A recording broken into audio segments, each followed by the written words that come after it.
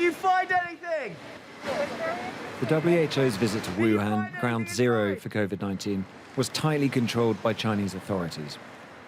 And the scientists had stuck to a consistent narrative about the possibility of the virus leaking from a Chinese lab.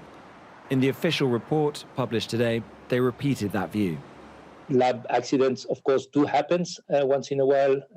We've seen that throughout history in many places, but we haven't seen or been able to hear or see or look at anything that would warrant different conclusions from our side.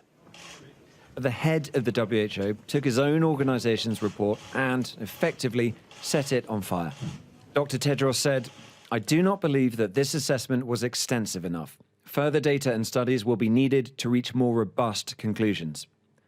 Although the team has concluded that a laboratory leak is the least likely hypothesis, this requires further investigation, potentially with additional missions involving specialist experts, which I am ready to deploy.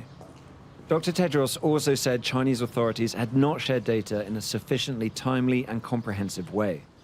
It was a remarkable about-turn for an organization that has been accused of going too easy on China in the early days of the pandemic. Ahead of the publication of the report, one member of the WHO team who visited Wuhan defended their approach. Do you think it was ever going to be able to fully trust that the authorities were being as full and transparent as possible with your team? Whilst, of course, we didn't go in with our eyes shut, we're aware of that context. What we did was to try to go in as scientists, to talk directly to our scientist colleagues, to look with them at the data that they've collected. In that context, we did what I think we reasonably could do.